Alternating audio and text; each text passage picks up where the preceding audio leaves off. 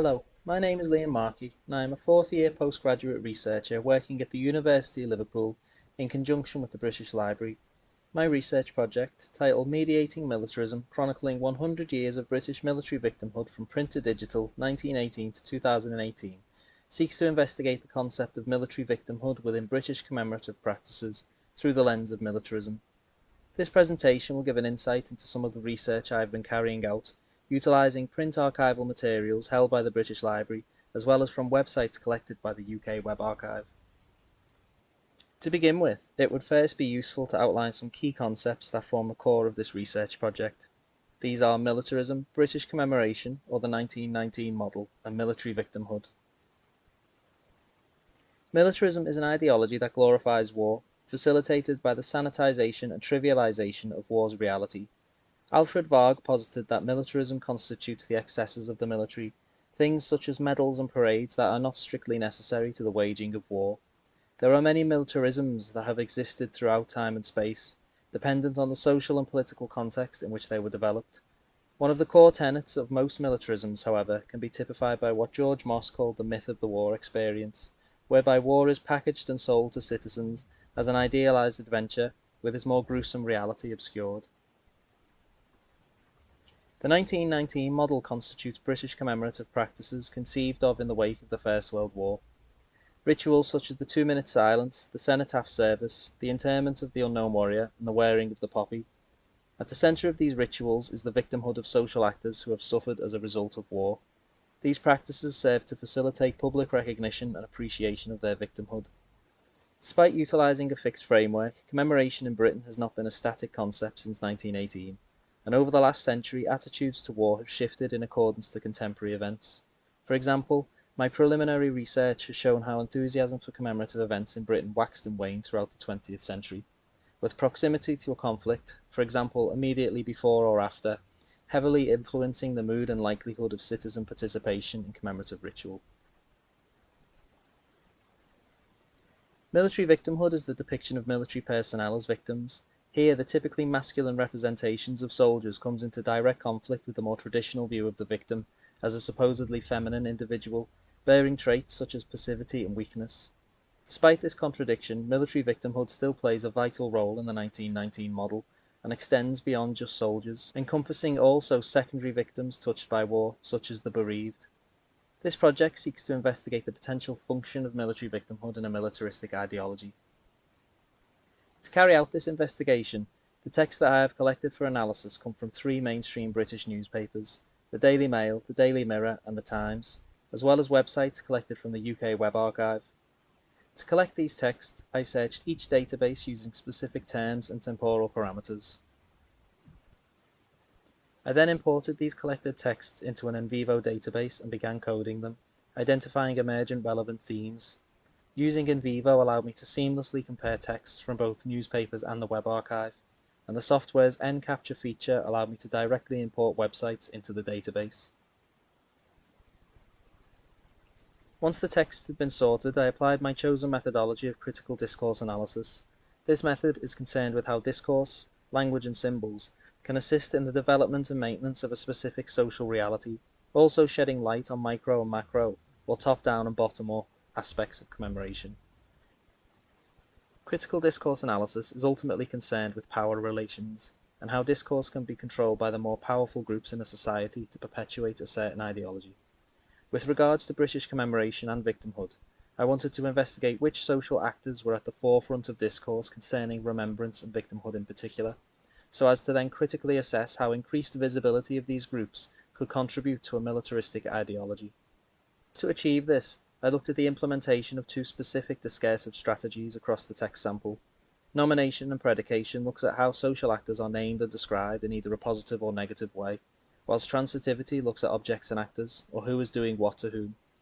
From this initial analysis, it became apparent that the victimization of 3 groups of social actors in particular were fundamental to British commemorative discourse.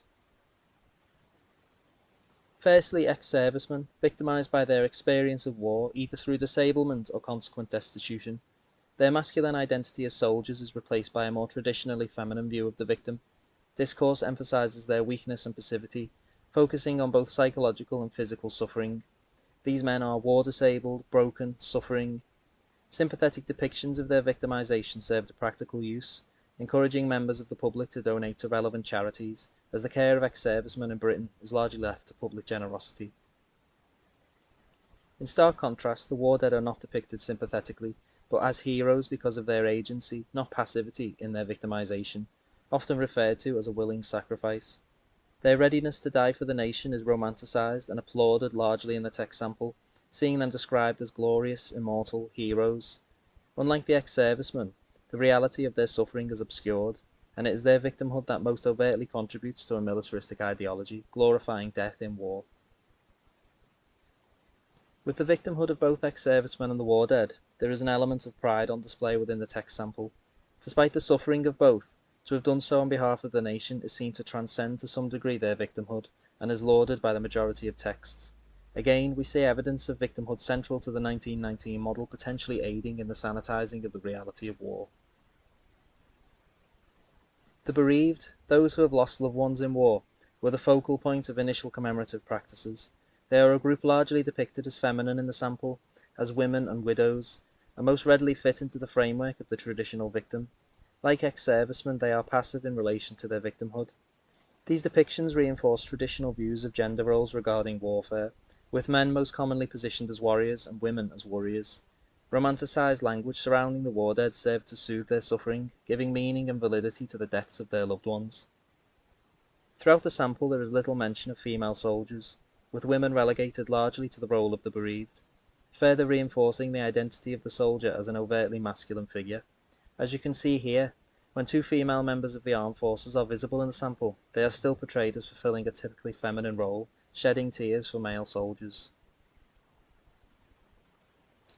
As mentioned earlier, since the First World War, attitudes towards conflict in Britain have been many and varied. As the nature of warfare has changed, so too has the relationship between it and the public. From the mass citizen armies of the early 20th century to the small, technologized forces of the 21st, it would be disingenuous to claim that since 1918 our relationship with war has been static and unchanged.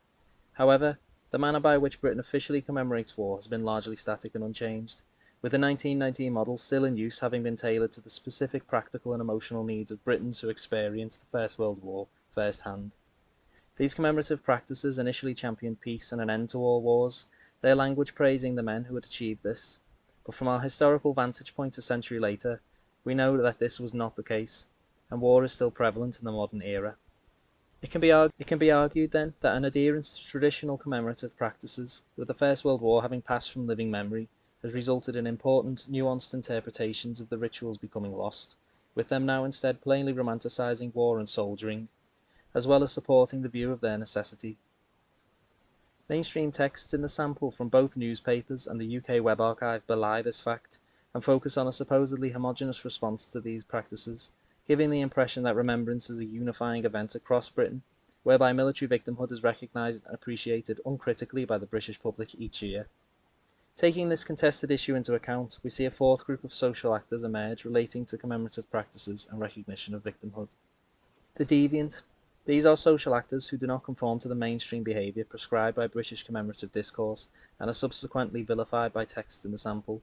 They criticise or challenge the manner in which war is commemorated, in some instances, such as with the White Poppy, by articulating their own recognition of war victims in a manner outside of the 1919 model. Often, verbal or physical abuse towards them is encouraged, largely by newspaper texts. They are described in these texts using emotive language, labelling them blasphemous, grotesque, disgraceful and disrespectful, to name a few, discouraging others from replicating their behaviour and discrediting their views. It is here, in the context of the deviant, that texts from the UK Web Archive become key in understanding how a specific view of victimhood within British commemorative discourse potentially enables the perpetuation of militaristic values, by giving a platform to dissenting voices that are otherwise marginalised or silenced in the mainstream media. These voices serve to foreground the experiences of marginalised groups, such as non-British victims of war, conscientious objectors, or those executed for perceived cowardice in the British Army, otherwise absent from commemorative discourse. For example, the Peace Pledge Union, an organisation vilified by newspaper texts in the sample, is represented through access to the UK Web Archive, taking advantage of the democratic platform of the World Wide Web to voice concerns and criticism regarding the potentially militaristic nature of British commemorative practices without threat of being silenced. While many texts taken from the UK Web Archive reproduce traditional discourse surrounding British commemorative practices, there are also a multitude that provide a unique insight into the ways in which British social actors have grappled with and challenged these mainstream narratives over the past century. Utilising the UK Web Archive has allowed me to explore how beneath the dominant discourse produced and reproduced by organisations powerful enough to do so, there exists platforms that enable the general public to hold to account those they believe are championing a militaristic ideology through a specific interpretation of victimisation and war. We see here a process known as dialogisation.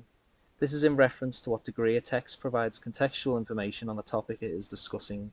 In this instance, the Daily Mail merely condemns the White Poppy as an insult to heroes, whereas the Peace Pledge Union's website provides far more contextual evidence as to their work and function as an anti-war organisation. When discourse undergoes a process of dialogisation, its reader is made aware of competing definitions for the same things, better allowing them to make up their own minds on a situation, rather than being swayed in one direction or the other through the withholding of information. In conclusion, I'd like to thank you for taking the time to listen to this presentation.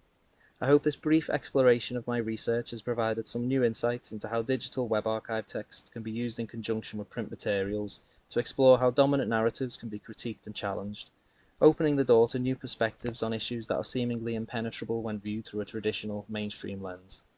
If you have any questions, I would be more than happy to answer them later in this session. Thank you.